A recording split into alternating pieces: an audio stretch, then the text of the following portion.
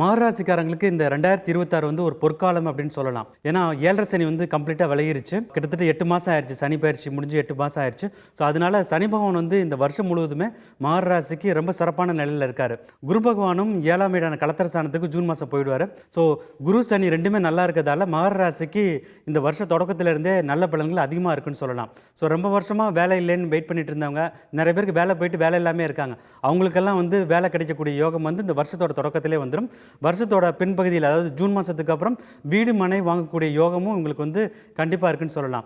So மகர ராசிக்காரங்க அனைவருக்குமே அனைத்து சௌபாகியங்களும் நிறைந்து கிடைக்கக்கூடிய ஒரு நல்லது ஒரு வருஷமாக கண்டிப்பாக இருக்கும். மகர ராசிக்காரங்களாம் இப்போ என்ன கேட்குறாங்க ஜோசியரை பார்த்து? 7.5 சனி இருக்கிற வரைக்கும் ரொம்ப கஷ்டம்னு சொல்லிட்டு இருந்தீங்க. இப்போ 7.5 சனிலாம் முடிஞ்சிருச்சு, எங்களுக்கு வந்து இன்னமும் கஷ்டம் தீர்ந்த பாடு இல்லை. அப்போ என்ன ஜோசியங்கிறது உண்மையா இல்லையா? இப்போ நீங்கள் எல்லாம் என்ன கணிச்சு சொல்கிறீங்க? இப்படி தான் கேள்வி கேட்டுருக்காங்க. ஆனால் அது காரணம் என்ன? 2ஆம் இடத்துல ராகு உட்காந்துட்டார். வரக்கூடிய பணத்தெல்லாம் வந்து கண்ட்ரோல் பண்ணிக்கிட்டே இருக்கார்.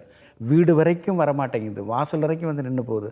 முக்கியமாக நம்ம தனக்காரகன் யாரை சொல்கிறோம்? குரு பகவானை தான் சொல்கிறோம். அவர் 6ல் போய் உட்காந்துட்டார். 6ன்னா என்ன? 6ல் குரு உட்காரவே கூடாது. ஆனால் இந்த வருடம் பிறக்கிறதே வந்து ஒரு அற்புதமான வருடம்.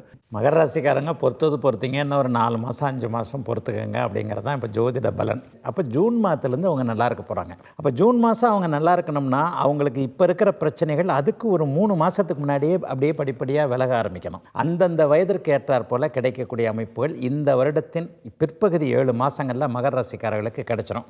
மனசுக்கு என்ன தேவையோ அது கண்டிப்பாக உண்டு. இந்த 7 வருடங்களில் பெரும்பகுதி வருடங்கள் மகர ராசி மனைவியோடைய சப்போர்ட்டில் தான் இருந்தாங்கன்றது தான் உண்மை. இன்னும் சொல்லப்போனால் எல்லார் நிலைமையிலையும் இருக்கக்கூடிய மன அழுத்தம் விலகக்கூடிய ஒரு நல்ல வருஷமாக இந்த வருஷம் கண்டிப்பாக இருக்குங்க. தகரத்தை கூட தங்கமாக மதித்து பங்கம் இல்லாமல் உழைக்கக்கூடிய ராசி மகரம் ராசி. அந்த மகர ராசி சேர்ந்த உங்களுக்கு இந்த ஆண்டில் சிகரம் வச்ச மாதிரி உயரத்தை சந்திக்கக்கூடிய ஆண்டாக அமையும். எந்த ஒரு விஷயமாக இருந்தாலும் அடுத்தவங்களுடைய சொல் புத்தி இல்லாமல் உங்களுடைய சுய புத்தியில்.